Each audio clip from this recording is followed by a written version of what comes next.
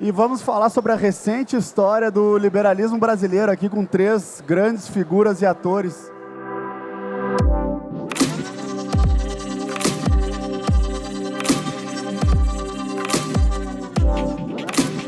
Muito obrigado, Paulo e André, pelo convite. O IEE ele surgiu em 1984 a partir da iniciativa de alguns jovens empresários que queriam simplesmente colocar o governo no seu devido lugar. E havia, naquele período, além da interferência brutal do Estado na economia e na vida das pessoas, também uma certa atividade corporativista por parte dos empresários que usavam, na realidade, do Estado para lucrarem privadamente. A maior vitória liberal da história desse país foi feita pelos defensores da liberdade, que é a abolição dos escravos. É a maior vitória de longe. Isso dependeu fortemente dos liberais, quando eu falo liberais macro, né? Os defensores da liberdade conservadores, os defensores da liberdade do lado liberal. O movimento é descentralizado, com várias cabeças, com várias pessoas, com vários líderes, com a vantagem imensa que os líderes se tornam muito amigos. Essa é uma vantagem intensa, e principalmente os eventos presenciais tornam isso. Eu sou amigo do Fábio há anos, sou amigo do Paulo há anos, né? Amigo do Roberto há anos. Então você tem amigos nesse movimento liberal, os líderes se mantêm amigos, eles brigam no nível intelectual, sem ir para o embate da adjetivação. Isso faz com que o movimento liberal consiga eleger deputados, vereadores e forma isso. Enfim, eu sempre fui um indignado e um irresignado com os rumos do nosso país. Eu costumo dizer que eu sempre fui liberal, mas na verdade eu não sabia. Que eu fico muito feliz de ver que a gente hoje tem um movimento maduro, né? Eu entendo pessoas que têm esse imediatismo de não, é o que dá para hoje, mas a gente já teve 4 anos de Bolsonaro, um governo que fracassou, infelizmente, que jogou fora uma janela de possibilidades, que jogou fora todo o capital humano que o movimento liberal formou, inclusive, mal aproveitado. Liberais que estavam no governo tiveram seus esforços sabotados, infelizmente, pelo corporativismo do presidente, pelos interesses do Centrão, que acabou sequestrando esse governo, que se deixou sequestrar, obviamente, né? Tem vários outros candidatos. A gente tem que parar de botar os nossos ovinhos nesse cesto podre e furado. Os princípios de uma sociedade que vive baseada no uso da razão, que vive baseada na ética do individualismo, onde nós somos um fim em si mesmos e não meios para o benefício de quem quer que seja, né? E que na política nós precisamos de liberdade, de propriedade privada, de Estado de Direito. Eu trabalhei 2 anos no Congresso e se eu não acreditava no Estado, se eu achava que o Estado era uma organização criminosa feita por pessoas que roubam o nosso dinheiro, eu passei a ter certeza absoluta quando eu trabalhei no Congresso Nacional que era isso mesmo. Então, o nosso papel, às vezes, é dizer o óbvio.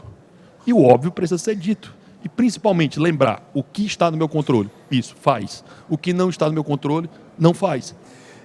Porque a esquerda acaba, como a gente bem sabe, monopolizando algumas virtudes através da emoção. Então, a esquerda tenta seduzir os jovens. Já eu acredito que o liberalismo usa um pouco mais da razão para a gente tentar chegar nesse mesmo, ou numa conclusão parecida.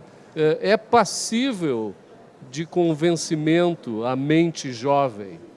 Agora, a gente precisa ter bons argumentos, né? Porque quando a gente pensa, imagina que a ética, que nós devemos viver a ética do individualismo, onde nós somos donos da nossa vida, onde ninguém pode nos impor ou obrigar a fazer aquilo que a gente não deseja, se a gente sente compaixão por aqueles que não têm, não conseguem criar os valores necessários para viverem dignamente, a gente é livre para ajudá-los, sem a necessidade do Estado, nesse entendimento sobre a ética que a gente pode mudar uma sociedade, né? Eu não tenho a menor dúvida de que a razão é o fundamento mais importante, mais precioso que a gente tem na defesa da liberdade. Mas eu não acho que a gente precise abrir mão da razão para atingir a emoção, para conseguir ter outras formas de estímulos e argumentos e abordagens.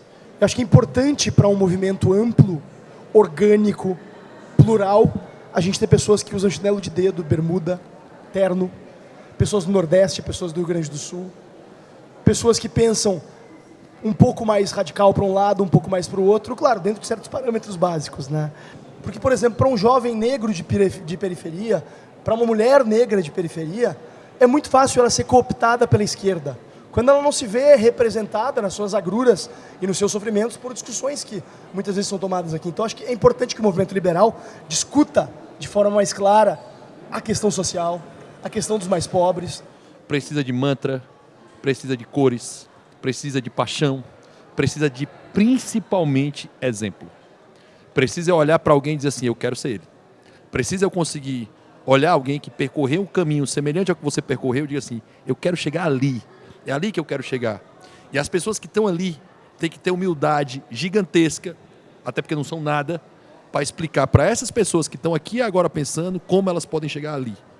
E esse caminho tem que ser claro, esse caminho tem que ser ético, esse caminho tem que ser justo, esse caminho tem que ser correto. A gente precisa trazer aquele que está mais à solta, mais à margem, mais longe, e a gente precisa mostrar para ele como pode chegar lá. Que me perguntam sempre assim, mas Rodrigo, como é que as ideias chegam nas comunidades mais pobres?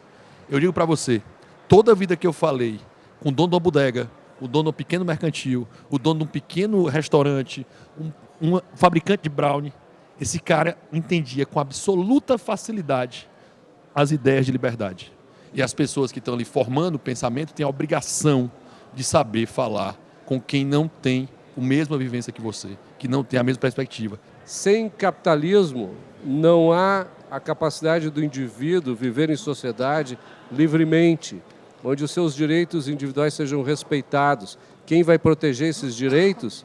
Um Estado que se preocupe apenas em prover segurança e justiça, que não defenda privilégios para ninguém, nem para pobres, nem para ricos. O papel do Estado é exclusivamente proteger e defender os direitos individuais que pobres e ricos, que todos nós temos. Ser liberal é um exercício de humildade, né? Tu parte do pressuposto de que, olha, eu não sei o que é melhor para os outros, eu mal sei o que é melhor para mim. Então, acho que o melhor realmente é eu me abster de tomar o Estado para impor sobre a vida dos outros a minha visão de mundo. Por que o brasileiro médio não entende que na prática ele gosta de liberdade? Por que ele não consegue entender que isso se transmita num favorecimento político para os liberais? A minha visão da sociedade brasileira é diversa. Eu acho que os brasileiros, de modo geral, eles são coletivistas, eles têm medo de assumir a responsabilidade sobre as suas vidas. Nós somos educados assim desde muito tempo. Nós sofremos aqui a doutrinação cristã, nós sofremos aqui a doutrinação coletivista.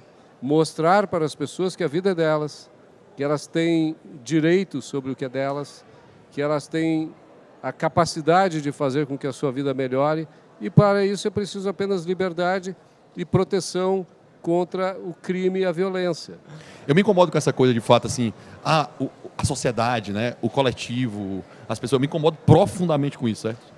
Porque isso dá um aspecto assim, eu não preciso fazer nada. Subjetivo. A sociedade é coletiva, mas eu posso mudar o Fábio. Eu posso, primeiro, ter a humildade de permitir que o Fábio possa... Eu ouvir o Fábio com muita atenção, entender o que ele pensa, discutir com muito respeito, para a gente conseguir trocar alguma ideia para isso. Então, quando eu digo que há um coletivismo, quando a sociedade é coletivista, significa dizer muitas vezes que as pessoas não foram apresentadas a essas ideias. E não foram mesmo. Mas, assim, o que eu quero dizer é o seguinte, eu me incomodo muito com essa coisa coletivista de dizer que é o coletivismo, que o país é coletivista, que é a sociedade. Eu quero o indivíduo, eu quero o João, a Maria, o Francisco, eu quero essa pessoa. Eu estou preocupado pouco com a ideia coletivista. A gente tem poucos liberais no Brasil, infelizmente por alguns fatores. Em primeiro lugar, pelo fato de que nós somos ainda um país pobre. E é difícil que pessoas que não sabem se vão ter o que comer no dia seguinte entendam o conceito da liberdade e tenham disposição física e mental para pensar na liberdade alheia. Mas hoje a gente pode fazer a diferença, porque hoje, se a gente consegue ver mais longe ou atirar mais longe, é porque a gente está sobre os ombros de gigantes. Então, muito obrigado, uma alegria participar desse painel com vocês aí e vamos em frente.